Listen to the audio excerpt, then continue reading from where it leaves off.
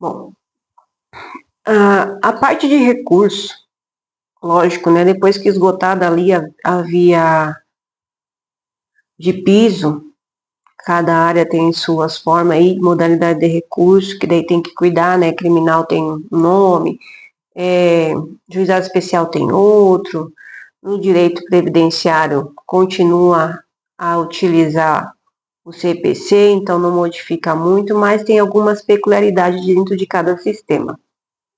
O que eu trago para vocês que estão começando agora ou querem saber o que é um recurso? Bom, o recurso nada mais é do que discordar de uma decisão da qual o autor ou réu não entende se está correta e você apela para o Tribunal Superior. Né? Até aí está tudo certo. O que eu trago do recurso para atuação? Quando eu tive meu primeiro recurso de apelação, que daí é o basicão, né? O basicão ali, fiquei apavorada. Porque, nossa, e agora? Eu tenho que conversar com o desembargador. Eu vou conversar com o desembargador. Porque na minha cabeça, começo de atuação, pouca experiência e não ter familiaridade com o processo em si, causa muitas crenças que limitam, dão medo, trava. Tá, só que nisso aí tem que cuidar, porque o prazo está correndo, né? Então, assim, o recurso em si não se torna uma peça tão ruim quanto é uma petição inicial, mas ela é uma peça fundamental quanto a petição inicial, ou seja, porque tudo que você arguiu lá e já deixou, olha, aqui eu falei, aqui eu trouxe nos embargos, eu quero pré-questionar essa matéria, esse artigo aqui, que não está sendo verificado. Você tem que trazer tudo no recurso. Então, assim, você tem que revisar a tua peça, a peça do oponente, e trazer de forma sucinta, né? Por que eu falo de forma sucinta? Porque lá em cima não está menos abarrotado que aqui embaixo. Lá em cima que eu falo, lá no tribunal. Então, assim, quanto mais objetivo, claro, e menos quantidade de página, tem situações que não dá para fazer, tá?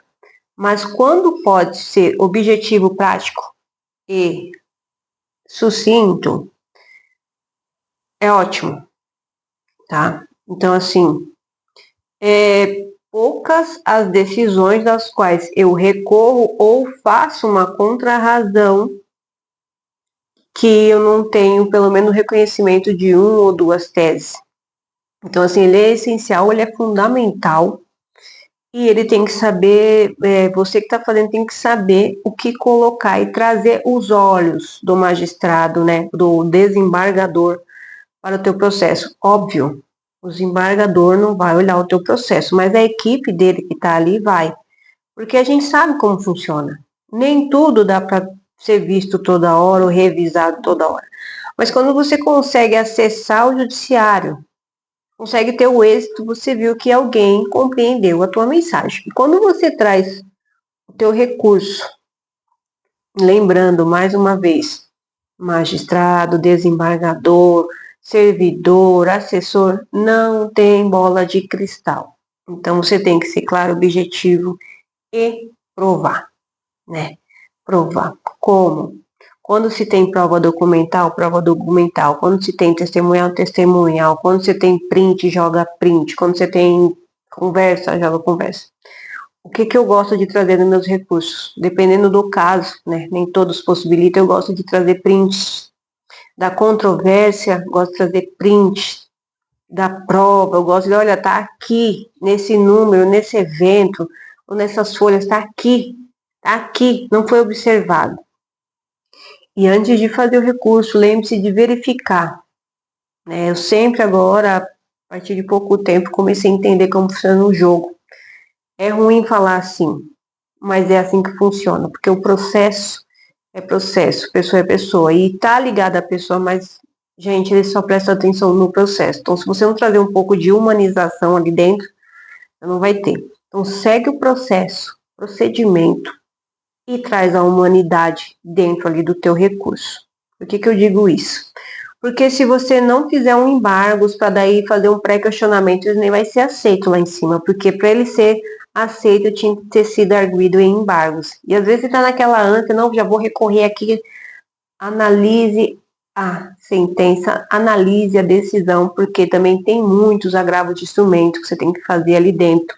E quando você faz um agravo de instrumento, você já manda mensagem para o judiciário, o magistrado, olha, acabou de subir um agravo, se você não começar a prestar atenção no processo como deveria, depois vai ter uma apelação.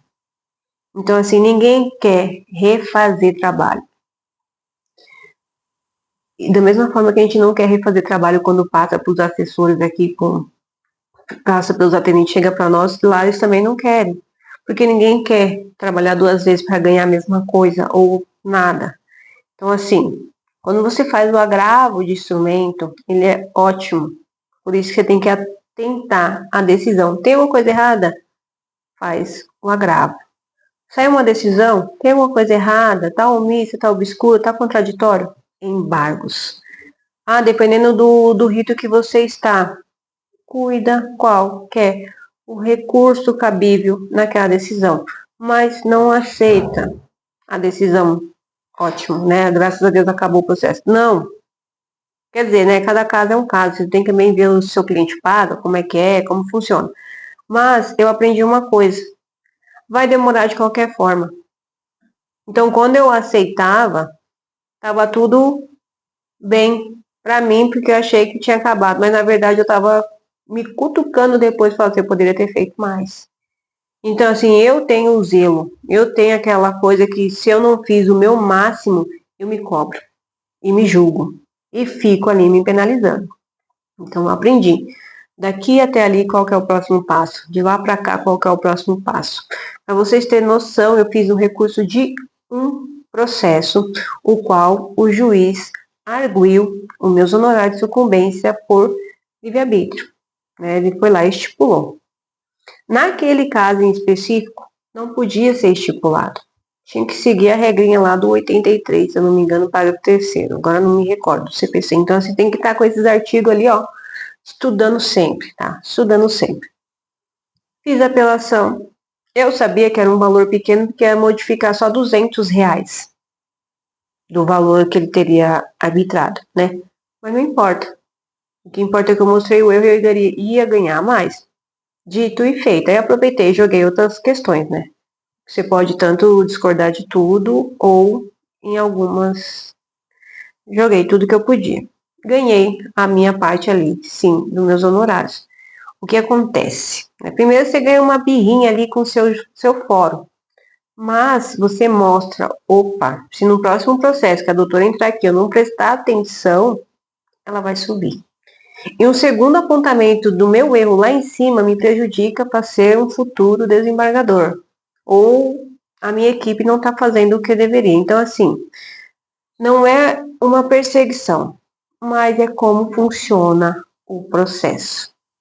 Depois que vocês vão tendo o êxito nas decisões ou não, primeiro, você não tem mais a culpa que você poderia ter feito tudo e não fez. Segundo, se você tem um êxito, ótimo. Aquele êxito já vai para um próximo processo seu, que você já vai ficar, uau, eu sei o que eu estou fazendo.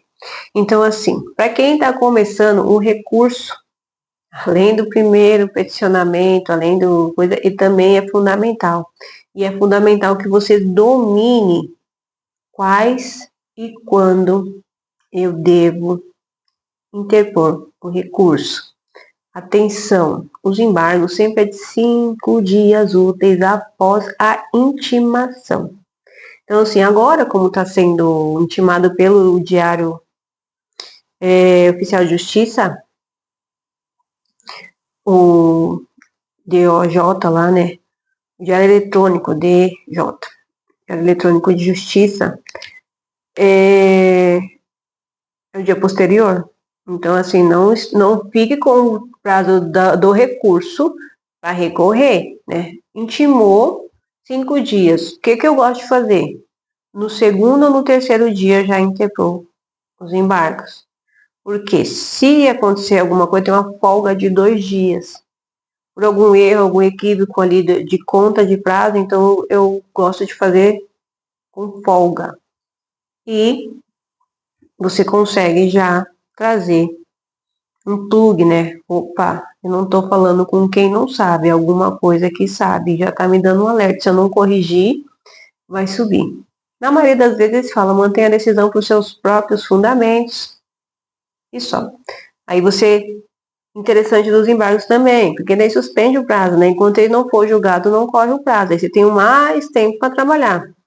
Lógico, quem está no começo às vezes tem tempo para fazer, não vai se apertar. Mas quando você começa a pegar cliente, começa a transitar ali, começa a ter os seus processos em fluxo, isso ajuda um monte. Ajuda um monte. Por isso que eu falo. Tem uns que deixam no último dia do prazo. Eu não gosto, porque vai que seu cálculo está errado e você perdeu. Porque ele é um cálculo que está abstrato, ele não está ali para você dos embargos.